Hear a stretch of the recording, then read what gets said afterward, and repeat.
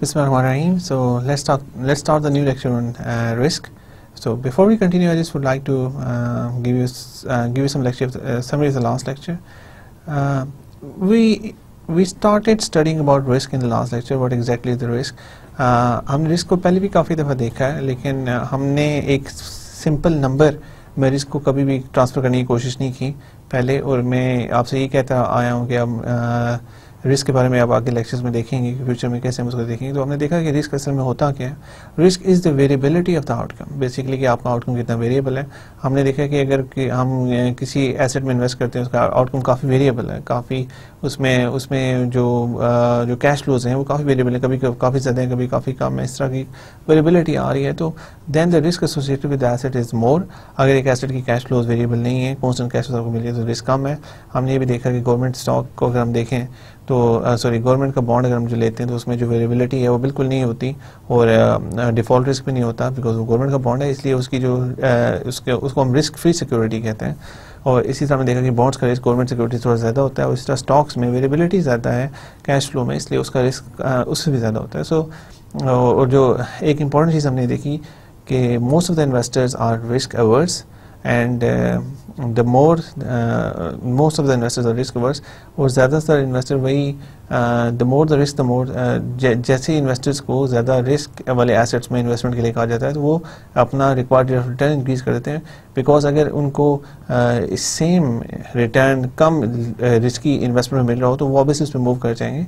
if the risk associated with investment is high, the investor require a high rate of return from that investment as well. So last time we started to see risk and return of a single stock investment. Today we will continue with the risk and return of a single stock investment, and we'll see various kind of analysis like हम कोई coefficients वगैरह देखेंगे जो इससे associate हो रहे हैं. So let's move forward to today's lecture. So risk for a single stock investment, probability graph and coefficient of variation. So we will see probability graphs and coefficient of variation for a single stock investment and all. After going through this lecture, you would be able to have an understanding of the following topics.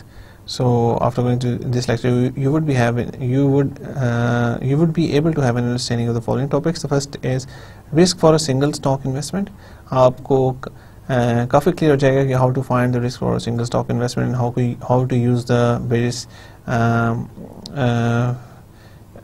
how to use the various outputs which you get from a single stock investment. Probability graphs and coefficient of variation. Probability graphs हम देखेंगे और उसके बाद coefficient of variation. हम standard deviation और standard deviation तो पहले देख चुके हैं, लेकिन अब हम देखेंगे what is coefficient of variation, how to use that. In this lecture, we will continue our discussion on risk and return.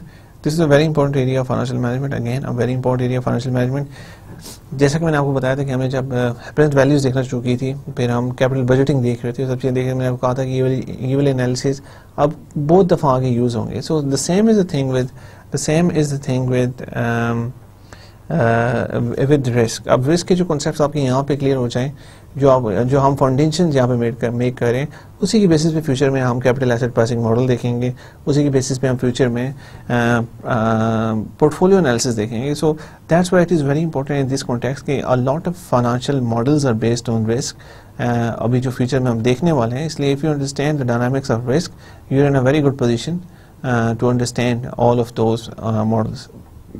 So that's why I mentioned here again that this is a very important area of financial management, and it is very of extreme importance for you to understand this if you want to understand the future, the future theories and concepts.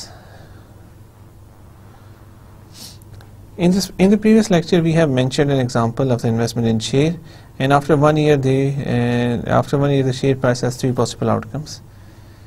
Right, so in the previous lecture we have mentioned an example of investment in share. हमने एक example देखी जिसमें investment हमने देखी एक share में, जिसकी अभी प्राइस 100 रुपीज़ थी, लेकिन एक साल के जो बाद प्राइस थी हमें उसका एग्जैक्टली नहीं पता, हमारे पास एक नंबर नहीं है एस्टिमेट, हमारे पास 3 फ्यूचर फोरकास्टेड प्राइसेस आई हैं, एक बुल मार्केट के लिए जब मार्केट अच्छा परफॉर्म कर रही है, एक नॉर्मल मार्केट के लिए जब मार्केट नॉर्मल परफॉर्म कर रही है, और एक बेयर मार्केट के लिए जब मार्केट ने बैड परफॉर्म किया है।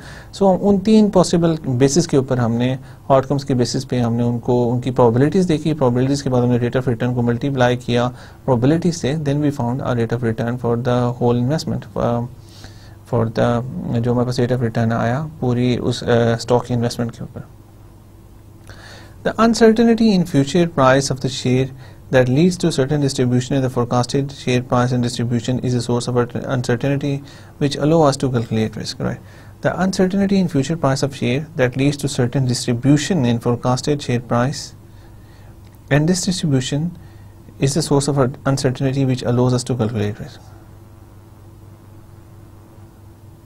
देखिए जो फ्यूचर प्राइस शेयर में अनसर्टेनिटी आ रही है which leads to certain distribution in forecasting share, जिसकी वजह से डिस्ट्रीब्यूशंस आ रही हैं फोरकास्टेड शेयर प्राइस में, this distribution is source of uncertainty which allows us to calculate risk.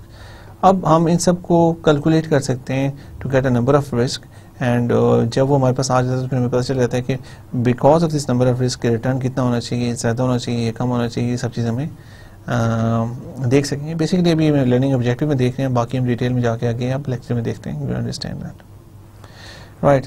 So this is the pay of table and expected ROR पे recorded of return पे of table for investment in stocks, जो हमने last time देखा।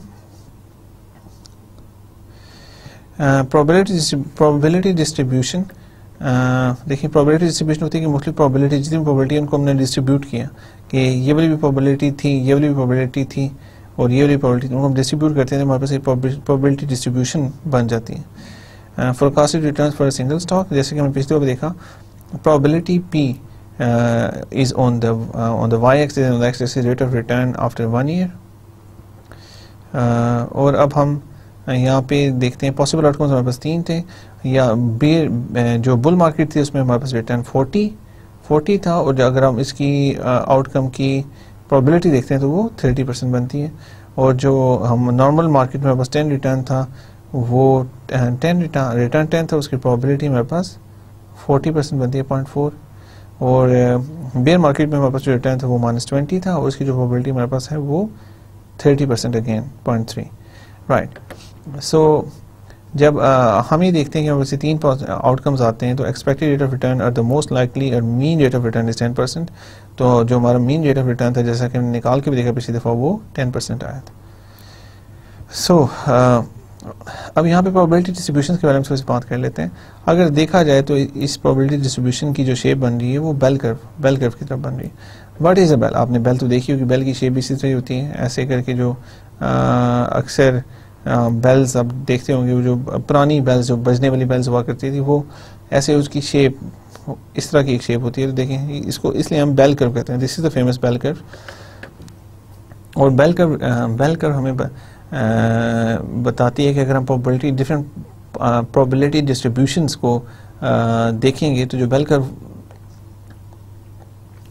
हमारे पास आती है वो हमें बताती है कि मुख्तलिफ किस्म के आउटकम्स की पॉसिबिलिटी क्या होती है। बेल कर्व में होता है मोस्टली ये बेल की तरह होती है, जो मेजॉरिटी ऑफ आउटकम्स होते हैं वो यहाँ पे इस एरिया में फॉल करते हैं, और वो ऑलमोस्ट सारा एरिया ये वाला एरिया कवर करता है। जो इसकी साइडों पे जगह होती है लास्ट में आती हैं, दोनों साइडों पे, एक तो यहाँ पे देखिए, अगर हम बेल की तरफ एक बेल बनाते हैं तो ये यहाँ से यहाँ पे आगे स्ट्रेट लाइन हो जाती है, यहाँ से ऊपर चढ़ना शुरू होती है, यहाँ से आगे जाके यहाँ से नीचे जाके फिर यहाँ पे एक स्ट्रेट लाइन बन जाती है। सो ये इसकी ये लेग्स होती हैं इसकी जो ये और इस साइड पे भी आती हैं। देखें सो बेल कर्व में ये बताती है कि जो मेजॉरिटी ऑफ द इवेंट्स होती हैं वो यहाँ सेंटर में आती हैं, और अब आगे जाके हम स्टैंडर्ड डेविएशंस का कॉन्सेप्ट देखेंगे तो ये हमें बताती है कि एक स्टैंडर्ड डेविएशन के कितनी चीज़ें कवर करती है, 2 स्टैंडर्ड डेविएशन की चीज़ें कवर करती है, और ये बताती है कि जो यहाँ पे आगे जो फ्लैट लाइन की ये वाला एरिया यहाँ पे जो चीज़ें आती हैं उनकी पॉसिबिलिटी बहुत कम होती है, तो मेजॉरिटी ऑफ जो होती है वो यहाँ पे फॉल करती है। सो बेल कर्व जो स्टॉक रिटर्न्स और इस तरह की जितनी भी चीज़ें हैं इनको जब हम इनकी प्रोबेबिलिटी डिस्ट्रीब्यूशन देखते हैं तो इन सब की जो शेप होती है बेल कर्व की तरह होती है, और बेल कर्व की कुछ खुसूसियात हैं जो अगर हमें पता हो तो हमें बड़ी अच्छी प्रेडिक्शंस हम उसके मुताबिक कर सकते हैं। सो वो हम देखेंगे कि बेल कर्व को कैसे यूज़ किया जाता है। इसमें स्टैटिस्टिक्स अगर आपने पहले कुछ किया हुआ तो that will help you a lot, और अगर नहीं भी किया हो तो I will take it from the scratch, और हम इसको मैं आपको उसकी स्क्रैच से देख के और जितनी चीज़ें आपको रिक्वायर्ड है वो सबको आपको बता दूंगा, and hopefully you will understand the analysis after that. और बेल कर्व किस किस चीज़ को रिप्रेजेंट करती है? ह्यूमन हाइट्स को बेल कर्व रिप्रेजेंट करती है, ह्यूमन इंटेलिजेंस को बेल कर्व रिप्रेजेंट करती है। अच्छा, ह्यूमन हाइट्स को कैसे करती है? ह्यूमन हाइट्स में देखें, अगर हम यहाँ पे एक सैम्पल बनाए जिसमें हम बहुत सारे, जिसमें हम 1000 लोगों की हाइट्स देखें, 1000 लोगों की हाइट्स जब हम देखेंगे तो मेजॉरिटी जो हाइट्स होंगे वो यहाँ दरमियान में फॉल करेंगे, यहाँ पे। और कुछ लोग उसमें बहुत छोटे भी होंगे, कुछ लोग उसमें बहुत लंबे भी होंगे, लेकिन वो बहुत कम होंगे, ज़्यादा लोग यहाँ दरमियान में फॉल करेंगे। इसी तरह से अगर ह्यूमन इंटेलिजेंस को देखते हैं तो उसमें भी ये होता है कि कुछ लोग, मेजॉरिटी जो होती है वो दरमियान में फॉल करती है, वो सेम होते हैं। कुछ लोग बहुत डम होते हैं वो इस साइड आते हैं, कुछ लोग बहुत ज़्यादा इंटेलिजेंट होते हैं वो यहाँ पे आते हैं। तो बेल कर्व का ये होता है कि जो एक्सट्रीम, जो अगर हम इकॉनमी में देखते हैं तो इकॉनमी की भी यहाँ में हमने 3 आउटकम्स देखे हैं। इकॉनमी में ये वाली थी नॉर्मल मार्केट, और नॉर्मल मार्केट जो होती है वो हमेशा नॉर्मल ही रहती है, हमेशा नहीं, मतलब majority of the time it's normal, लेकिन there is always a possibility कि एक्सट्रीमली बेयर मार्केट हो, बहुत अच्छी मार्केट हो, and there is always a possibility extremely bullish market हो, बहुत बुरी मार्केट हो।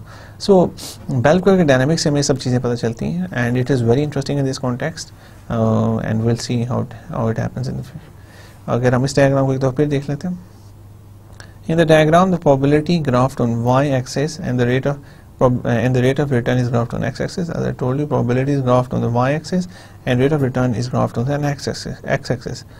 All three outcomes are shown in the form of the bars. All three outcomes are shown in the form of the bars. In the diagram, the largest probability takes place at the value of expected rate of return, which is 10%. In the diagram, the largest probability takes place at the value of expected rate of return, which is 10%. In the diagram, the largest probability takes place. The largest probability takes place at the value of expected rate of return. The largest probability takes place at the rate of return of 10%. If the top of each vertical bar is connected, then the bell curve is formed. अब देखें, if the top of each vertical bar is connected, then the bell curve is formed. It is easy to calculate the risk after calculating the expected rate of return. It is easy to calculate the risk after calculating the expected rate of return. जब हमारे पास expected rate of return आ जाता है, then it's easy to calculate the risk. We simply use the formula of standard deviation to calculate the risk. We simply use the formula for standard deviation to calculate the rate of risk. Standard deviation भी हमें ये बताती है कि mean से अगर difference की क्या possibility है. So let's see standard deviation. Standalone risk of single stock investment.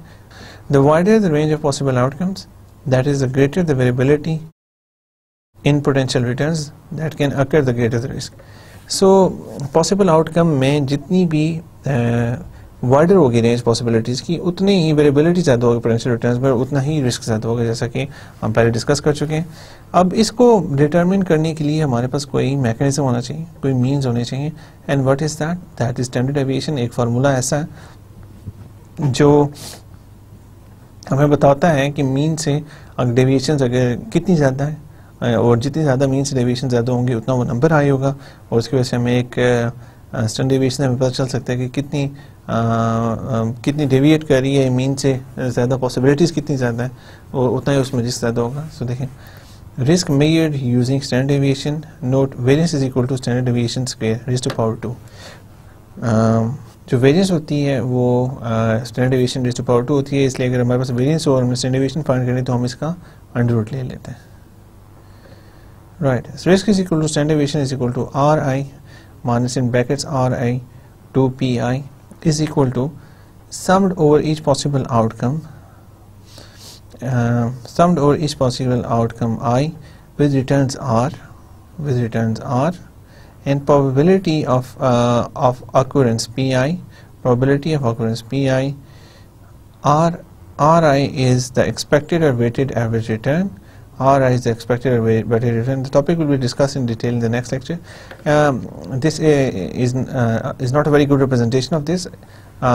This is a rough formula, लेकिन नेक्स्ट में मैं आपको ड्राइव करके सारा फार्मूला भी बता दूंगा, उसके कुछ एग्जांपल्स करेंगे जिससे आपको सारा क्लियर हो जाएगा.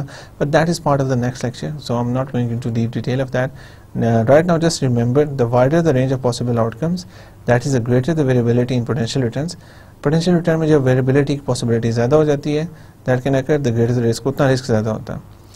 Risk measured using standard deviation. Note, variance is equal to standard deviation 2, standard deviation square. So जो risk measure होता है वो हम standard deviation को use करते हैं. Standard deviation जो है variance है standard deviation raised to power 2, और अगर हमारे पास वेरिएंस हो हम स्टैंडर्ड डेविएशन फाइंड करना चाहते हैं तो इसको हमें अंडर रूट लेना पड़ता है.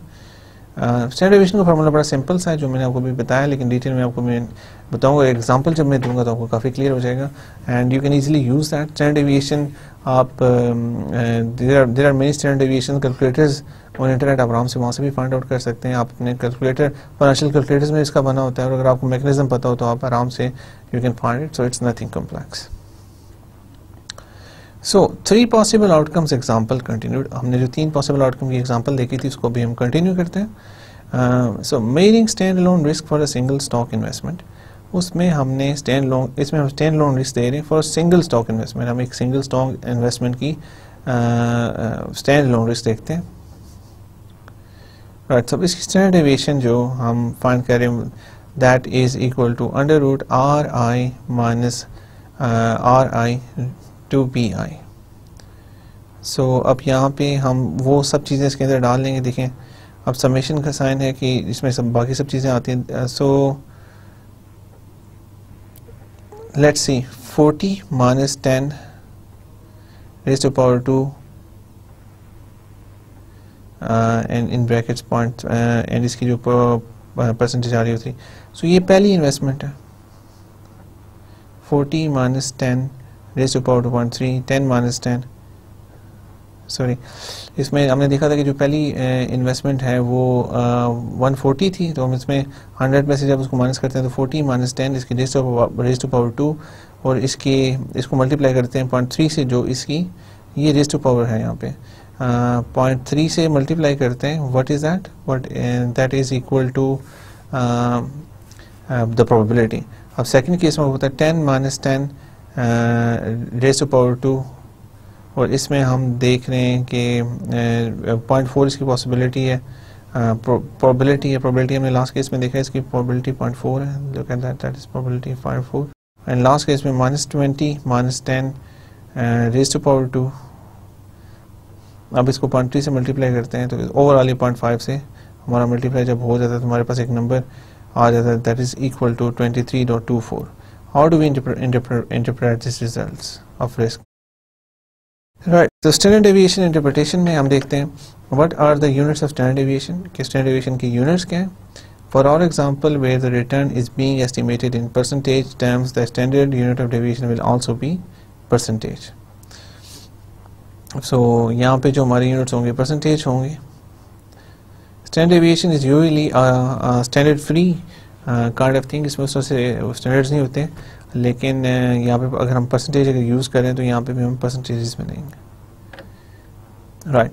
It tells us that if we assume a normal probability distribution and symmetric about expected rate of return, then we conclude that 68.26 of the time the actual return will be lie within -1 standard deviation and +1 standard deviation of the expected or the mean result. Right. So one standard deviation is equal to 23.24 हमने देखा. और अगर ये returns जो हैं normally distributed हैं तो हमें पता चलता है कि जो हमारा देखें, it tells us that we assume the normal distribution. We conclude that 68.26 of the time कि 68.26% of the time जो एक्चुअल रिटर्न है वो मीन के जो मीन हमारे पास आया था उसके एक स्टैंडर्ड डेविएशन के इर्द गिर्द ही होगा. सो ये अभी हम एक पिक्चर देखते हैं आगे, उसमें आपको क्लियर होगा. अभी मैं शायद आपको जो बात बता रहा हूँ उस तरह से क्लियर ना हो रही हूँ. Expected mean return 10%, expected mean return जो हमारे पास आया था वो 10% था। देखें, this is the expected mean return 10%, plus minus 1 standard deviation, plus minus 1 standard deviation. हमने 1 स्टैंडर्ड डेविएशन भी फाइंड किया। 1 standard deviation is equal to 23.24। 1 standard deviation is equal to 23.24। से देखें 10% प्लस और माइनस 1 स्टैंडर्ड डेविएशन। अब 1 standard deviation की जगह हम वो डाल देते हैं जो हमने वैल्यू निकाली थी, 10% plus minus 23.24%, which means that 10% minus 23.24% to 10% plus 23.24%, that is equal to 13.24% to 33.24%.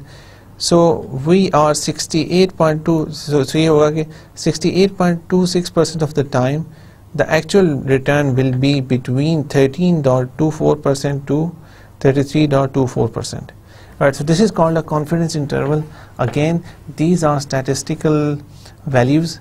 जो आपने statistics के कोर्स अगर लिया हुआ है तो you will be very comfortable with these numbers कि ये कैसे फाइंड आउट होते हैं। फाइंड आउट तो मैंने आपको बता दिया, you just found a standard deviation।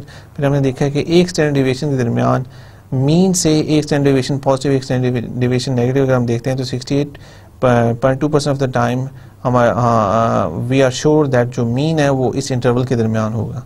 और हमने सबसे पहले देखा कि जो रिटर्न था मीन वो हमारा 10% था। फिर हमने देखा plus minus 1 standard deviation. 1 standard deviation जो हमने फाइंड की 23.24 आई। 23.24 को हमने इसकी जगह पे 1 स्टैंडर्ड डेविएशन की जगह हमने 23.24% कर दिया, which means that 10% minus 23.24% to 10% plus 23.24% आ गया। अब इनको हम यहाँ पे माइनस कर लेंगे, यहाँ पे ऐड कर देंगे, that is from 13.24% to 33.24%. So I'll show you some pictures. जिसमें आपको ये कॉन्फिडेंस इंटरवल्स क्लियर हो जाएंगे। बिकॉज जब फर्स्ट टाइम अगर कोई फर्स्ट टाइम देख रहा है तो फर्स्ट टाइम ये चीज़ कोई देख रहा है तो उसको काफ़ी मुश्किल पेश आ रही होगी चीज़ समझने में। बिकॉज ये थोड़ा सा डिफरेंट तरीका दरकार है इसको समझने के लिए। अगर आपने स्टैटिस्टिक्स आज से पहले की हुई है then it's not a big issue, लेकिन अगर आपने स्टैटिस्टिक्स नहीं पढ़ी then you must be having problems. अगर आपको ज़्यादा प्रॉब्लम लग रही है तो आप स्टैटिस्टिक्स की कोई बुक देखें तो उसमें आपको क्लियर हो जाएगा। Otherwise you can go on internet and find out about standard deviation interpretations and confidence intervals, तो उसमें आपको काफ़ी डिटेल मिल जाएंगी। हम मूव फॉरवर्ड करते हैं, देखते हैं, मैं आपको बताता हूँ। देयर इज़ ए 68.26% चांस, जैसा कि मैंने आपको बताया कि ये एक standard deviation 1 standard deviation is equal to 68.26%. So there is a 68.26% chance that the actual return on our stock investment after 1 year, that the actual return, देखें जो हमने ये वाला मीन रिटर्न निकाला है that is estimated return। अब हम देखना चाहते हैं कि एक्चुअल कितना कॉन्फिडेंस हमें है इसके ऊपर। तो हम वो नॉर्मल जो हम नॉर्मल डिस्ट्रीब्यूशन निकालते हैं तो उसमें पता चलता है कि अगर आपने एक्सपेक्टेड रिटर्न निकाला है इतना, तो अगर एक स्टैंडर्ड डेविएशन उसमें देखें कि उसके इर्द गिर्द एक स्टैंडर्ड डेविएशन का डेटा देखेंगे तो आपको ये पता चलेगा कि कितने परसेंटेज ऑफ द टाइम जो मीन है वो उसी इंटरवल में होगा। So there is a 68.26% chance that the actual return on our stock investment after 1 year will be somewhere between 13.24% and 33.24%. So हम 70% यकीन से कह सकते हैं कि हमारा जो एक्चुअल रिटर्न होगा एक साल के बाद वो इन दो वैल्यूज़ के दरमियान में होगा। देखिए, अब जितनी ज़्यादा आपको, अगर हम ये 95% पे भी जा सकते हैं, लेकिन जितना 90 to 95% पे भी जा सकते हैं, लेकिन उसके लिए फिर ये हमारा एरिया वो और ज़्यादा बढ़ जाएगा। So the more certainty required, the larger the interval you will get.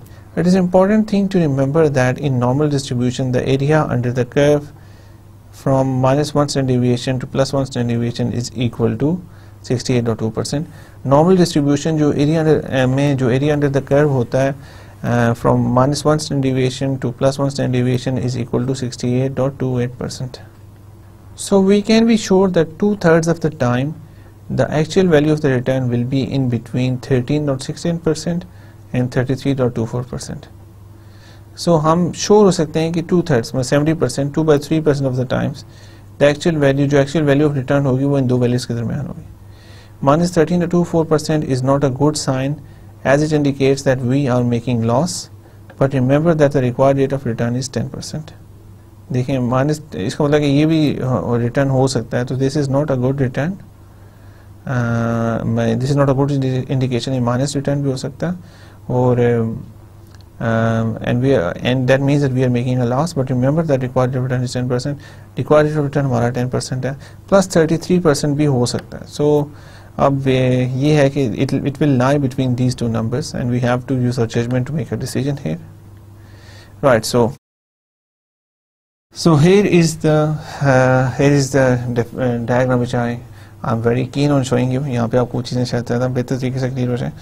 सबसे पहले हमने देखा यहाँ पे कि what is the expected or mean return, that is 10%. 10% हमारे पास आ रहा है, that is 10%. ये वही बेल कर्व आ गई है, मैंने आपको जो बताया था, एंड मैंने आपको बताया था जो मेजोरिटी ऑफ एक्टिविटी होती है वो यहाँ दरमियान में फॉल करती है, और बहुत कम एक्टिविटी जो एक्सट्रीम होती है वो एक यहाँ इधर आएंगी या फिर इधर आएंगी. So this is graphical standard deviation. अच्छा, सो मैंने आपसे कहा था कि ये मीन यहाँ पे आ गया, मीन इज इक्वल टू 10%. ये जैसे लिखा एक्सपेरिमेंट. अब हम ये देखना चाहते हैं कि हम अगर एक स्टैंडर्ड डेविएशन मीन के एक स्टैंडर्ड डेविएशन पॉजिटिव चले जाएं, एक स्टैंडर्ड डेविएशन नेगेटिव चले जाएं, तो ये जो कर्व के अंदर पूरा एरिया है वो 1 के इक्वल होता है. तो ये कितना एरिया बनता है, ये सारा एरिया जो बनता है ये अबाउट 68.26% ऑफ द एरिया बनता है. सो इसका मतलब है कि जो 68.26% एरिया ये बनता है, तो अगर हम इस पॉइंट से एक स्टैंडर्ड डेविएशन इधर चले जाते हैं, एक स्टैंडर्ड डेविएशन इधर चले जाते हैं, तो हमें फिर ये पता चलता है, फिर हमें ये कंफर्म हो जाएगा कि इस इंटरवल के दरमियान 70% ऑफ द टाइम जो एक्चुअल वैल्यू होगी वो इस इंटरवल के दरमियान फॉल करेगी. अब जब एक स्टैंडर्ड डेविएशन हम ऐड करते हैं तो हमारा पहला जो पॉजिटिव रिटर्न आता है वो प्लस 33.24% आता है, और एक स्टैंडर्ड डेविएशन जो नेगेटिव जाते हैं तो minus 13.24% ये नेगेटिव आ जाता है. So this is how it works. If you are seeing this for the first time, it will take some time getting used to, but I expect most of you have done a statistics course, and this is one of the basic things which is taught in statistics. और इसमें आप देखें तो almost 90% of the area is covered by 90% of the covered area is covered by 2 standard. अगर हमने इससे ज़्यादा precision चाहते हैं तो 90% हम श्योर होना चाहते हैं कि इन्हीं के दरमियान इनके कोई 2 वैल्यूज़ हमें मिले हैं जिसके दरमियान हमारा एक्चुअल मीन फॉल करता हो, तो फिर ये एरिया ये वाला भी इंक्लूड हम कर लेंगे, ये एरिया इंक्लूड करेंगे तो 90% हम श्योर हो सकते हैं कि अबाउट 95% श्योर हो सकते हैं कि जो एरिया 2 स्टैंडर्ड डेविएशन दरमियान फॉल करता है इसी के दरमियान हमारा मीन होगा. That's how it works in finance, in statistics, and that's how we use it in finance as well. अब standard deviation interpretation देख लेते हैं. In the figure, the probability is written on the y-axis. The probability is written on the y-axis, and the rate of return is mentioned on the x-axis, and the rate of return is mentioned on the x-axis. It shows that the higher the standard deviation, the higher the risk. So इसमें देख लें कि जितनी high है standard deviation, अगर उतना ज़्यादा risk high हो जाता है हमारा, और जितनी low standard deviation है उतना हमारा risk low होता है. Now let's take a look at another example in which we are comparing 3 different investments which we want to compare in terms of risk and return. So अभी example अगर आप देखते हैं तो आपको इसमें पता चलेगा काफ़ी चीज़ें. So example is comparison of 3 investments in terms of risk and return, which is the best investment, right? So if I give you this option, आपने अगर इन तीनों में कंपेयर करना हो तो आप कौन सी इन्वेस्टमेंट्स में इन्वेस्ट करना चाहेंगे. सबसे पहले इन्वेस्टमेंट हमारे पास है वो है स्टॉक ए. स्टॉक ए में इन्वेस्टमेंट है, जो रिस्क है स्टैंडर्ड डेविएशन है वो 23.24% है. इसका मतलब है कि 23.24% में कि मीन से देख लें, इसका मतलब ये है कि मीन से काफ़ी मूवमेंट, अगर एक standard deviation is equal to 23 कि यहाँ तक अगर एक स्टैंडर्ड डेविएशन जाएंगे तो यहाँ पे आएगी वैल्यू, दूसरी स्टैंडर्ड डेविएशन यहाँ पे आएगी, तो काफ़ी मूवमेंट का चांस है, मतलब वेरिएबिलिटी काफ़ी ज़्यादा है. सो रिस्क हमारा 23.24% आता है और expected return is equal to 10%. इसी तरह से टी बिल बॉन्ड हमारे पास गवर्नमेंट बॉन्ड है जिसकी स्टैंडर्ड डेविएशन है 5% और जिसका एक्सपेक्टेड रिटर्न है वो 10%. प्रोजेक्ट सी है हमारे पास, उसकी जो रिस्क है स्टैंडर्ड डेविएशन है वो 30% है और जो एक्सपेक्टेड रिटर्न है वो भी 30% है. सो इन तीनों का कंपैरिजन हम कैसे करेंगे. So first T bill is least risky, lowest standard deviation, देखें इसकी least risky, lowest standard deviation, and project C has highest return, 30 standard deviation. अच्छा, इन तीन प्रोजेक्ट्स में से कौन सा ऐसा प्रोजेक्ट है जो आपको कभी चूज नहीं करना चाहिए? अगर आपके पास ये तीन ऑप्शंस हों तो इनमें से कौन सा ऐसा प्रोजेक्ट है जो आपको कभी यूज नहीं करना चाहिए, कभी उसमें पैसा लगाना चाहिए, अगर आपके पास ये तीन ऑप्शंस हों? think about it for a minute and I'll tell you. That project is stock A. Stock A में आपको अगर ये तीन ऑप्शन तो कभी इन्वेस्ट नहीं करना चाहिए, बिकॉज अगर हम इसको और टी बिल को कंपेयर करते हैं तो दोनों पे रिटर्न सेम है, लेकिन एक पे रिस्क काफ़ी ज़्यादा हाई है as compare to T bonds और टी बिल्स। सो अगर ये ऑप्शन, तीन ऑप्शन हमारे पास हो और आपको ये ऑप्शन दी जाए कि इन तीनों में से कौन सी ऐसी इन्वेस्टमेंट जिसमें आपको कभी इन्वेस्टमेंट नहीं करना चाहिए, तो ये वाली है स्टॉक है, बिकॉज आपको वही रिटर्न मिल रहा है और इतना रिस्क हाई करने के बाद आपको कोई फ़ायदा खास इससे नहीं हो रहा, वही सेम रिटर्न। सो या तो जो एक्स्ट्रा रिस्क है, जैसे कि इन्हें एक्स्ट्रा रिस्क ले रहे हैं लेकिन एक्स्ट्रा रिटर्न भी दे रहे हैं, या वो हो, otherwise you will never take this investment. Given two investments with identical expected return, choose the investment with the low risk or spread or volatility or standard deviation. So अगर expected return आपके identical हो या same हो तो choose the investment with low risk, this one, and always reject the investment with a high risk. Given two investment with identical risk, choose the investment with higher expected return. अगर दो investment का risk same हो, standard deviation same हो, तो always choose the investment with higher expected returns. If you compare first two investments, both have the same rate of return, but the T-bills have less risk. Both have the same rate of return, but T-bills have significant less risks. Clearly, T-bill B is a better investment than stock A because their returns are identical, but the T-bill is less risky. 10% than stock is equal than stock. So देखें यहाँ पे जो situation मैं आपको दो बता चुका हूँ कि T-bill is a better investment than stock A because they return are identical. Return दोनों के 10% ही है, but the T-bill is less risky than the stock. T-bill 10% है, stock 23.24% है. So it's all, अगर ये सिचुएशन हो तो you always invest in T-bills rather than the stock, because stock में अगर रिस्क ज़्यादा, अगर इतना रिस्क ज़्यादा है लेकिन रिटर्न में कोई इंक्रीज ऐड नहीं है तो फिर कोई फ़ायदा नहीं उसमें इन्वेस्ट करने का। But which is better, T bill और प्रोजेक्ट सी? अब टी बिल बेटर है कि प्रोजेक्ट सी बेटर है? Let's see. T bill is less risky but project C promises higher return. Now we conceptually visualize these two types of investments. अगर हम conceptually visualize करें इन दोनों investments को तो हमारे सामने क्या situation आती है? Example, combined risk and return graphics comparison of investments. अगर हम टी बिल को देखते हैं, टी बिल को देखते हैं तो T bill is low risk and low return. इसमें जो हमारा मीन रिटर्न जो हमें ऑफर किया गया उसमें जो वेरिएबिलिटी है वो बहुत कम है।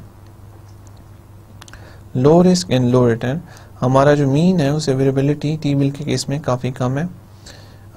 लेकिन अगर हम ये प्रोजेक्ट सी के केस में देखते हैं तो प्रोजेक्ट सी के केस में वेरिएबिलिटी बहुत ज़्यादा है, रिटर्न ज़्यादा है लेकिन वेरिएबिलिटी बहुत ज़्यादा है उस रिटर्न से।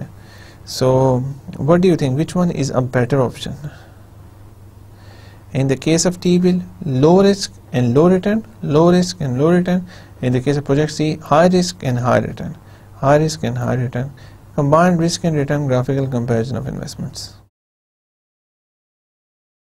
In the figure, we are showing both investments on the same graph. Left hand shows the probability distribution for the T-bills, and on the right hand side shows the broader and shorter probability graphs for the project C. So this is for T-bills, this is for project C. How to visualize which project have higher expected rate of return? So ये कैसे decide किया जाए कि कौन सा project आपको high rate of return दे रहा है? Project C is on the right hand side and therefore it has higher return as compared to project B. So ये एक ही ग्राफ पे दोनों बने हुए, ऑब्वियसली जो रेट ऑफ रिटर्न है वो इसका हाई है लेकिन उनकी वेरिएबिलिटी ज़्यादा हाई है। इसका रेट ऑफ रिटर्न कम है लेकिन इसकी वेरिएबिलिटी कम है। Project C is on the right hand side and therefore it has high return as to project B. The other thing is that project B form a probability distribution which have a sharp hill or spread of curve which is much narrower as compared to project C. So वही बात discuss हो रही है जो इसमें variability बहुत कम है as compared to the variability of project C. The standard deviation of project B is much narrower than the standard deviation of project C. Standard deviation of project B is much narrower than the standard deviation of project C. Numbers भी अगर हम देख लेते हैं तो numbers भी standard deviation की जो हैं वो देख लें. Project C की standard deviation is much higher as compared to standard deviation of project B. In project B has less risk whereas project C has a higher expected rate of return. Project B का risk कम है and whereas project C has a higher expected rate of return. We have to look at risk and return simultaneously to answer that which option is better. हमें risk और return दोनों को देखना पड़ता है simultaneously to answer which option is better. We can derive the answer with the help of coefficient of variation. हम answer निकाल सकते हैं with the help of coefficient of variation. Coefficient of variation is equal to risk per unit of return. जो हमें बताता है what is the risk per unit of return. So it is defined as coefficient of variation is equal to standard deviation divided by expected return. Standard deviation divided by expected return ये हमें बता रहा है risk per unit of return. So ये हमें एक चीज़ अब देखिए बेसिकली अब प्रॉब्लम हमें क्या आ रहा है कि दो इन्वेस्टमेंट हमारे पास आई हैं जिसमें अब इसमें हमारा जो रिस्क है वो कम है, रिस्क है सॉरी टी बिल्स में हमारा रिस्क कम है और रिटर्न भी कम. प्रोजेक्ट सी में हमारा रिस्क बहुत ज़्यादा है और रिटर्न भी बहुत ज़्यादा है. अब इन दोनों को कंपेयर कैसे किया जाए? कंपेयर तब किया जा सकता है जब हम कोएफिशिएंट ऑफ वेरिएशन यूज़ करें जिससे हमें risk per unit of return मतलब एक यूनिट ऑफ रिटर्न जो इंक्रीज हो रहा है उससे रिस्क कितना हुआ है तो वो अगर हमें पता हो तो तब हम कैलकुलेट कर सकते हैं, इनको कंपेयर कर सकते हैं. So it is called coefficient of variation is equal to standard deviation जो भी standard deviation is divided by expected return. ये अगर हम फाइंड करें उसके बाद हम कंपेयर कर सकते हैं मुख्तलिफ and different kind of investments. Coefficient of variation tells us about the risk per unit of return. ये हमें बताता है कि रिस्क कितना इंक्रीज होता है per unit of return. What is the risk actually per unit of return? The project which offers lowest per unit risk is better investment. जो project हमारा ऑफर करता है lowest per unit risk is the better investment. Now we calculate the CV for both this projects. जब हम CV दोनों की करते हैं तो हम देखते हैं compare the CVs of the projects. अब सीवी ऑफ टी बिल्स जो हमने देखा था जो standard deviation of T bills की वो 5% है, एक्सपेक्टेड रिटर्न 10%. इस 5% बराबर 10% होगा. प्रोजेक्ट सी की 30 जो स्टैंडर्ड डेविएशन है वो 30% है, एक्सपेक्टेड रिटर्न भी 30% है. So let's see. CV T bill is equal to 5% divided by 10% is equal to 0.5. CV project C is equal to 30% divided by 30% is equal to 1. Choose the project with the lowest CV. हमने वो project choose करना है जिसकी lowest CV हो. Choose the T bill because it carries the lowest risk per unit of return. So in this case हमने कहा था कि वो हमने project choose करना है जिसकी lowest CV हो. In this case जो T bill है that is that project. Choose the T bill because it carries the lowest risk per unit of return. So इसलिए हम T bill को choose करेंगे in this case. And you can apply this analysis to any kind of other projects. जब आपके पास मुख्तलिफ number आपको standard deviation आ जाए और आपके पास एक expected rate of return हो तो you can use this and you always choose the project with the lowest CV. Remember to choose the project with the lowest. Always choose the project with the lowest CV. Choose the T bill because it carries the lowest risk per unit return. So let's move forward. Risk aversion assumption. Most investors are psychologically risk averse. If two investments offers the same expected return, most investors would choose the one with low risk or standard deviation or spread or volatility. So we always have a risk aversion assumption. Most investors are psychologically risk averse. जितने भी हमारे जो भी लोग होते हैं वो ज़्यादातर रिस्क अवर्स होते हैं. रिस्क को हमेशा कम करने की कोशिश करते हैं कि रिस्क हमेशा कम से कम हो. सो अगर उन्हें दो इन्वेस्टमेंट्स मिलेंगी जिनका एक सेम एक्सपेक्टेड रिटर्न हो तो सारे इन्वेस्टर वो वाली इन्वेस्टमेंट चूज़ करेंगे जिसमें रिस्क कम होगा. सो इस assumption को हमेशा आप याद रखें कि सो इसमें मैंने पहले भी आपको बताया था कि mostly investors are risk averse, but not all the investors are risk averse. कुछ इन्वेस्टर्स ऐसे भी होंगे जो रिस्क लविंग होते हैं और कुछ रिस्क न्यूट्रल भी होते हैं। सो ये सब चीज़ें वैसे हम इकोनॉमिक्स में बेसिकली देखते हैं कि क्या खसूसियात होती हैं रिस्क अवर्जन की, रिस्क लविंग की, रिस्क न्यूट्रल की। लेकिन for our analysis it's enough for us to know that most of the investors are risk averse, और इसलिए जब उनको दो ऐसी इन्वेस्टमेंट मिलेंगी जिस पर रिटर्न सेम होगा तो इनको वो they will always choose investment with the investment with highest return. जो अगर सेम होगा तो अगर उनका उन दोनों का स्टैंडर्ड डेविएशन या रिस्क सेम है तो they will always choose the investment with highest return, या फिर अगर एक्सपेक्टेड रिटर्न सेम है तो they will always choose investment with the least amount of risk. So that's an assumption which you always have to remember. In other words, most investors are not major gamblers. Note that gamblers would choose project C, which appeal to investors' greed by offering an upside return of 30% plus 10% is equal to 40%. So basically जो ज़्यादा investors हैं वो अगर ये तीन option दी जाएँ तो ज़्यादा इन्वेस्टर्स इन्वेस्ट करेंगे प्रोजेक्ट बी में जो गवर्नमेंट सिक्योरिटी है जो जिसमें रिस्क बहुत कम है और आपको स्टेबल रिटर्न मिलेगा। लेकिन गैम्बलर्स जो कुछ रिस्क लविंग लोग हैं वो प्रोजेक्ट सी में भी इन्वेस्ट करेंगे ताकि बिकॉज वो ज़्यादा रिटर्न चाहते हैं, लेकिन ज़्यादा रिटर्न हासिल करने की कोशिश में उनको ज़्यादा रिस्क भी काफ़ी लेना पड़ेगा। Consequences on share price: the higher the risk of a share, the higher its return and the lower its market price. देखें जब कोई भी किसी भी शेयर का जितना हाई होगा रिस्क, हायर उतना उसको रिटर्न देना पड़ेगा, एंड उसकी ऑब्वियसली रिटर्न जितना ज़्यादा होगा उतनी उसकी शेयर प्राइस लोअर हो जाएगी। Now coming to the summary. Risk. Today we covered the risk for a single stock investment, probability graphs and coefficient of investment variation. Since all this stuff is very new to you, I will do a thorough summary of all this lecture because in case of any confusion अगर किसी को कोई problem रह गया हो तो वो दोबारा से clear हो जाए। Right. So let's see again. Payoff table and expected return ROR, payoff table of investment in stocks. What we have seen is probability distribution. Probability distribution होती है जब हम मुख्तलिफ probability जब बहुत सारी probabilities को हम इकट्ठा करके एक distribution इकट्ठा देखते हैं तो उसको that's what we call the probability distribution. यहाँ पे हमने forecasted returns for a single stock investment, that's what we saw. Probability is on the y-axis, rate of return is on the x-axis. हमारे पास तीन probabilities थी, या जो return होगा 10 with a probability of 40%, 40 with a probability of 30% and minus 20 with a probability of 30%. So हमने ये देखा कि expected rate of return or the most likely mean rate of return is 10%. ये हमारे तीन possible outcomes थे। अगर हम इनको कनेक्ट करते हैं तो पता चलता है this is like a bell curve. A bell curve is a famous normal distribution curve, Gaussian curve भी इसे कहा जाता है। So इसकी कुछ खसूसियात हैं जिनको हम यूज़ करते हैं जो मैंने आपको बताई, and I'll repeat once again.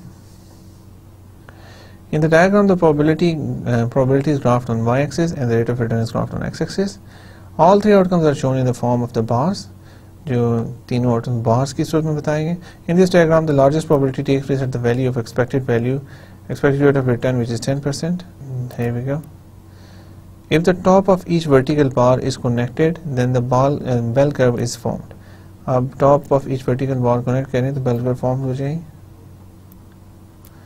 It is easy to calculate the risk after calculating the expected rate of return. अगर आप रिस्क आसान हो जाता है अगर आप expected rate of return find करना उसके बाद फाइंड करना, तो simply use the formula of standard deviation to calculate the risk. So we use the formula for standard deviation to calculate the risk.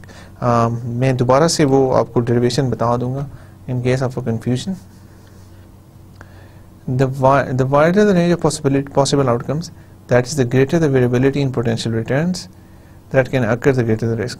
So मैंने आपको पहले बताया कि जितनी वेरिएशन होगी, the wider the range of possible outcomes, जितनी wider range होगी possible outcomes की, उतनी ही हमारी वेरिएबिलिटी ज़्यादा होगी, उतने हमारे पोटेंशियल रिटर्न्स में वेरिएबिलिटी ज़्यादा होगी, उतने ज़्यादा रिस्क होगा. ठीक है, फ्यूचर में हमें जितनी भी कैश फ्लोज मिलने वाली हैं, अगर उसमें वेरिएबिलिटी ज़्यादा होगी, वेरिएबिलिटी की हमें मिलेंगी, ये मिलेगा 10 रुपये मिलेंगे, 50 मिलेंगे, 100 मिलेंगे, या फिर माइनस या फिर सारा हमारा लॉस हो जाएगा.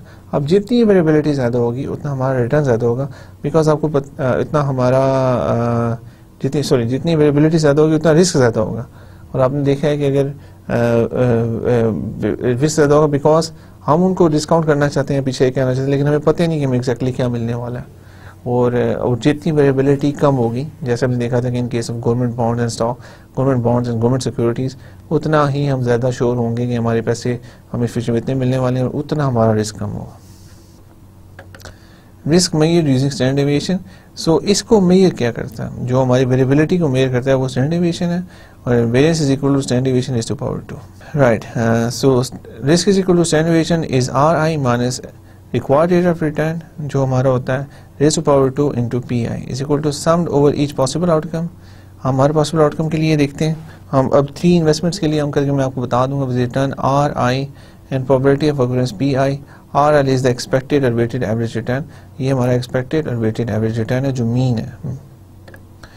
This topic will be discuss in detail. अभी हम इसमें थोड़ी सी इसमें चीज़ देखते थे। देखें RI जो हमारा एक सिंगल रिटर्न आ रहा है, और उसके बाद सिंगल स्टॉक से एक आउटकम का रिटर्न है जो भी आ रहा है। इन केस अभी मैं एग्जांपल आपको देखता हूँ, and RI is the required rate of return, जो आपका रिक्वायर्ड रेट ऑफ रिटर्न जो mean return sorry is the expected और वेटेड एवरेज रिटर्न, जो मीन रिटर्न आपका है वो है। इसकी raised to power 2 into PI, उसकी प्रोबेबिलिटी क्या है। Measuring stand alone risk for a single stock investment. अब जो हमने इसमें स्टॉक की निकाली थी वो अब देख लें हर स्टॉक के, अब ये समेशन का साइन भी यहाँ पे है RI। अब एक स्टॉक की एग्जांपल में हम देख लेते हैं कि RI पहली जो हमारा पहली एग्जांपल है, इसमें देखें हमारा जो रिटर्न है वो 40 है, रिटर्न हमारा 40 है, लेकिन इसकी जो प्रोबेबिलिटी है वो 0.3 है। तो अब हम इस एग्जांपल में देखते हैं रिटर्न हमारा 40 है, और हमारा जो मीन रिटर्न आया था इस केस में मीन रिटर्न इज 10%। 40 में से हमने 10% को माइनस किया, इसकी रेज़्ड टू पावर 2, और इस पूरे की प्रोबेबिलिटी जो आप दोबारा देख लें वो 30 है। सो प्रोबेबिलिटी हमारी 30 है। तो इसको हम इकट्ठा कर लेते हैं। 40 माइनस 10 रेज़्ड टू पावर 2। 40 जो हमारा रिटर्न आया वो है, 10 is R mean return raised to power 2 into PI। PI के साथ मल्टीप्लाई करेंगे, PI के साथ मल्टीप्लाई करेंगे तो ये हमारे पास पहले का वो आ जाएगा जो वेरिएशन है। सेकंड का वेरिएशन हम निकालना चाहें अगर, तो जो देखा जाए तो सेकंड जो है ये 10 है, और हमारा मीन भी 10 है, और इसकी जो हमारी प्रोबेबिलिटी है वो 0.4 है। तो यहाँ पे 10 minus 10 raised to power 2, 10 minus 10 raised to power 2, probability 4।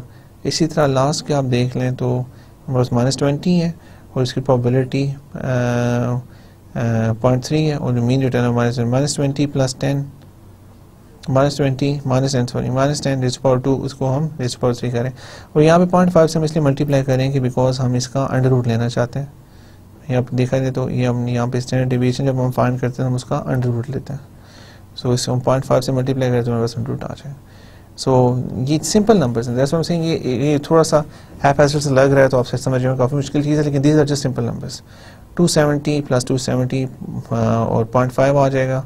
अब ये वेरिएशन है, वेरिएशन को हम जब अंडर रूट लेंगे तो हमारे पास स्टैंडर्ड डेविएशन आएगा, तो इसको हम 0.5 से जब मल्टीप्लाई करते हैं that's the same thing is equal to 23.24%। और ये हमें बता रही है कि मीन से वेरिएशन कितना है। ये हमें ये बता रही है कि ये मीन है अगर, तो मीन से वेरिएशन कितनी है, कितनी वेरिएशन हो रही है। सो हमें एक नंबर मिल जाता है which is equal to 23.24%। How do we interpret this result for risk? What are the units of standard deviation? In this case, there are no units of standard deviation, but in this case, we are using percentage returns. That's why you use percentage. It tells us that if we assume a normal distribution, probability distribution, and symmetric about the expected rate of return, then we conclude that 68.26% of the time, the actual return will lie between one standard deviation and minus one standard deviation and plus one standard deviation of the expected mean.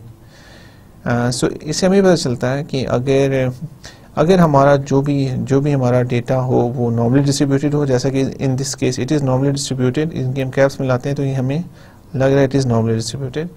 तो 68% of the time जो actual return की value होती है वो expected mean return plus one standard deviation and minus standard deviation के दरमियान होती है। अब जब हमने एक्सपेक्टेड मीन यहाँ पे देखा, एक्सपेक्टेड मीन रिटर्न हमारा क्या था, एक्सपेक्टेड मीन रिटर्न हमारा था 10%, right. So we're using this simple 10% again here, और हम देखते हैं plus minus 1 standard deviation, plus minus 1 standard deviation, और 1 standard deviation is equal to 23.24%, इसलिए हम यहाँ पे 1 स्टैंडर्ड डेविएशन की जगह 23.24% लिखते हैं। अभी 10% हमारा mean return plus minus 23.24%, which means from 10% minus 23.24% to 10% plus 23.24%, that is from minus 13.24% to 33.24%. So ये हमारे पहले numbers आ गए. So there is a 68.26% chance that the actual return on our stock investment after 1 year will be somewhere between 13.24% and 33.24%. So 68.26% chance है कि जो हमारा actual return है stock पे और 1 साल के बाद वो 13.24% और 33.24% के दरमियान होगा. It is important thing to remember that in the normal distribution the area under the curve from -1 standard deviation to +1 standard deviation is 68.26%. So एक स्टैंडर्ड डेविएशन के दरमियान जो एरिया आता है वो 1%. ये जो एरिया है जो -1 standard deviation from the mean +1 standard deviation of the mean होता है, ये 68.2% होता है. और इस पूरी कर्व के अंदर जो एरिया होता है वो 1 के इक्वल होता है या 100% कहा जा सकता है. So we can be sure that 2/3 of the time the actual value for the return will be in between 13.69% and 33.24%. 13.24% is not a good sign as it indicates that we are making a loss, but remember that required rate of return is 10%. So अभी इन दोनों के दरमियान fall कर सकती है. So इंटरनेशन काफ़ी high in this case. So अब so we have to see what's the final decision we make. So again this standard deviation interpretation में हम देख लेते हैं, ये हमारा standard deviation की वो कर्व आ गई है. This is the mean expected mean, यहाँ पे mean हमारा 10% था. अब +1 standard deviation अगर हम करते हैं तो ये 10 में हम प्लस करेंगे 23.24 तो ये 33.24 रहेगा. -1 करते हैं तो ये 10 माइनस 23.24 करेंगे तो -13.24 आ जाएगा. सो ये जो एरिया है ये 68% अबाउट 68.26% ऑफ द कर्व है. सो इसका मतलब ये कि जो ट्रू वैल्यू है वो 68.2% ऑफ द टाइम इन दो के दरमियान होगी. इसका मतलब है कि अगर स्टैंडर्ड डेविएशन कम होती तो फिर ये एरिया काफ़ी कम होता. अगर स्टैंडर्ड डेविएशन हमारी यहाँ पे 23.24% जो हमारी आई है, जो हमने फाइंड की है, ये अगर ये 1% आती है, अगर ये 1% हो तो इसका मतलब है कि हमारा जो 10% यहाँ पे आता है, तो फिर अगर जो हम श्योर होते हैं 68% ऑफ द टाइम जो वैल्यू है वो फॉल करेगी 11% या 9% के दरमियान. सो इट डिपेंड्स, जितनी वेरिएशन ज़्यादा है उतना ये एरिया बड़ा हो जाता है, जितनी वेरिएशन कम है उतना ये एरिया कम हो जाता है और हम ज़्यादा सर्टेन हो जाते हैं. In the figure, the probability is written on the y-axis, and the rate of return is mentioned on the x-axis. Rate of return is mentioned on the x-axis. It is shown that higher the standard deviation, the higher the risk. जितनी standard deviation high होगी, उतना risk high होगा. Now let's take a look at an example in which we compare three different investments which we want to compare in terms of risk and return. Right. So this was the final example which we were discussing. So we discussed three investments and उसके हमने risk and returns देखे और हमने ये देखना चाहिए कि इनमें से बेस्ट इन्वेस्टमेंट कौन सी है. So the first investment risk standard first investment का स्टॉक है, उसका जो हमारी standard deviation है it's 23.24% और expected return is 10%. Second is T-bill bond जिसके standard deviation is 5% and expected return is 10%.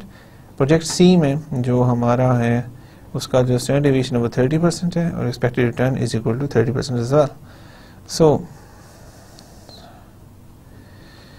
in this case T-bill is least risky. जो हमारा T-bill है वो सबसे कम रिस्की है because उसकी जो standard deviation है वो सबसे ज़्यादा कम है 5% है and project C has highest return 30%.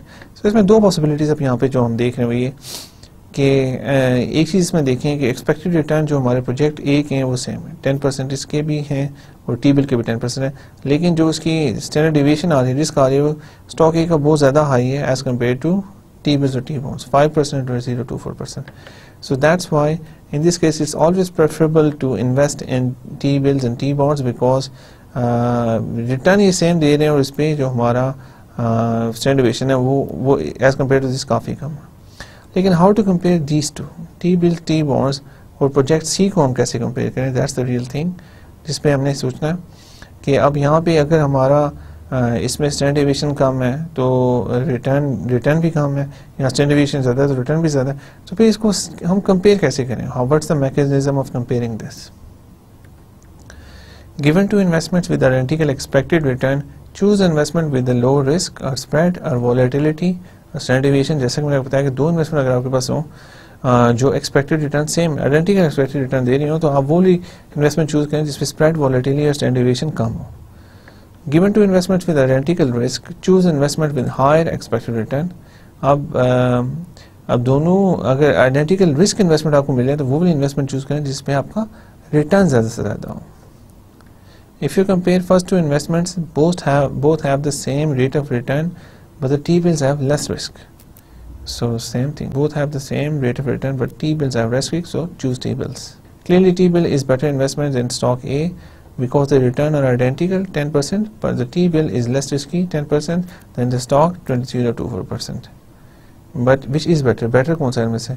T-bill B और प्रोजेक्ट C. So अब ये जो कंपैरिजन आता है कि T-bill B बेटर है कि प्रोजेक्ट C बेटर है, T-bill B is less risky but project C promises higher returns. अब दोनों की अपनी अपनी खसूसियात हैं. Now we conceptually visualize these two types of investments. So अगर हम conceptually visualize करते हैं तो ये probability है और ये हमारे expected returns आ रहे हैं. Expected returns अगर देखा जाए तो वो हमारे T के high risk and high return वो हमारे C इन्वेस्टमेंट के ज़्यादा है, लेकिन देखा जाए तो फिर उनकी जो स्टैंडर्ड डेविएशन है वो भी काफ़ी ज़्यादा हाई है. अगर ये एरो आप देखते हैं तो स्टैंडर्ड डेविएशन काफ़ी हाई है. इसके टी बिल के केस में हमारा जो रिटर्न है वो लो है, लेकिन हमारी स्टैंडर्ड डेविएशन भी लो है. हमारा जो रिटर्न हमें पता है, वी क्वाइट सर्टेन कि जो रिटर्न हमारा है वो उसकी इर्द गिर्द हमें कुछ मिलेगा, लेकिन दिस केस जो हमारा रिटर्न है हमें ये हमें नहीं पता कि हमें क्या एग्जैक्ट रिटर्न मिलेगा. उसमें वेरिएशन बहुत ज़्यादा है, स्टैंडर्ड डेविएशन बहुत ज़्यादा है. In the figure, we are showing both investments on the same graph.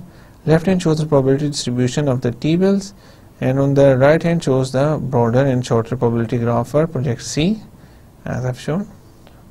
How to visualize which project have higher expected rate of return? Project C is on the right hand side, and therefore it has higher rate of return than project B. Obviously, higher rate of return. The other thing is that project B form a probability distribution which have a sharp hill or spread of curve is much narrower as to C. The standard deviation of project B is much narrower than the standard deviation of project C. So standard deviation of this is much less than the standard deviation of this. In project B has less risk, whereas project C has a higher expected rate of return. We have to look at risk and return simultaneously. हमने दो risk and return को इकट्ठा देखना है to answer that which option is better. We can derive the answer with the help of coefficient of variation. So we have to seek the example of coefficient of variation. Coefficient of variation, risk per unit of return. Coefficient of variation tells what is the risk per unit of return. It is defined as CV is equal to standard deviation divided by expected return. हम standard deviation को अगर divide कर दें expected return से तो हमारे पास जो major आएगा वो हम मुख्तलिफ इन्वेस्टमेंट्स जो जिनके standard deviation और expected return डिफरेंट हो उन सबको उसके साथ कंपेयर कर सकते हैं, बिकॉज वो हमें रिस्क बताता है what is the risk per unit of return. Coefficient of variation tells us about risk per unit of return. The project which offers lowest per unit risk is the best investment. वो project जो सबसे कम lowest per unit risk दे वो सबसे best investment है. Now we calculate the CV for both the projects. Now we calculate CV for both the projects. So compare the CVs of the projects. CV of the T-bills is equal to 5% divided by 10%. जैसा कि हमने देखा था कि इसकी जो standard deviation वो 5% थी, रिटर्न 10% है तो 0.5 आ रही. प्रोजेक्ट सी का रिटर्न भी 30% है और आपका जो प्रोजेक्ट सी का स्टैंडर्ड डेविएशन भी 30 है, रिटर्न भी 30% है तो वो 1 के इक्वल आता है. हमने कहा था हमने वो प्रोजेक्ट चूज करना है जिसकी लोएस्ट CV हो. इन this case it is CV T, lowest CV is of T-bills. Choose the project with lowest CV. Choose the T-bill because it carries the lowest risk per unit. So we will choose T-bills because it carries the lowest risk per unit. So finally, remember risk aversion is assumption. Most investors are psychologically risk averse. जो हमारे investors हैं वो most of them are psychologically risk averse. If two investment offer the same expected return, most investors would choose the one with the lowest risk और standard deviation और spread volatility. अगर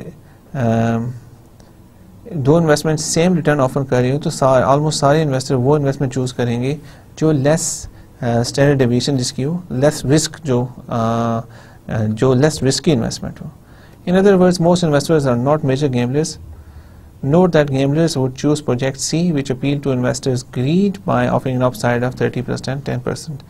So most of the investors go for projects with stable returns and low risks, and that's what they aspire to. So आज हमने देखा कि risk basically single stock investment के लिए कैसे होता है, different अगर outcomes होंगे तो उसका क्या फ़र्क पड़ेगा. उसके बाद हमने स्टैटिस्टिकल मॉडल्स में नॉर्मल डिस्ट्रीब्यूशन में देखा. अभी आज हमने 1 स्टैंडर्ड डेविएशन तक देखा है, कल हम 2 स्टैंडर्ड डेविएशन, अब जब हम नेक्स्ट लेक्चर जब हम देखेंगे तो उसमें हम 2 स्टैंडर्ड डेविएशन का भी देखेंगे कि अगर जब 2 स्टैंडर्ड डेविएशन तक हम जाएंगे तो हम कितनी हमारी प्रेडिक्शन कितनी राइट हो रही है. उसके अलावा प्रोबेबिलिटी ग्राफ्स देखे, कोएफिशिएंट ऑफ वेरिएशन देखा. तो now we are in a good shape to move towards more complex risk analysis. अब इसके बाद हम अपने एनालिसिस को बेस करेंगे कैपिटल एसेट प्राइसिंग मॉडल को, जो कैपिटल की जो असल में प्राइस यूज़ करने के लिए हमारा अक्सर यूज़ होता है. And we will use the more probability analysis, and finally we will use portfolio analysis in the next few lectures. Thank you very much for your time. See you in the next lecture. Allah Hafiz.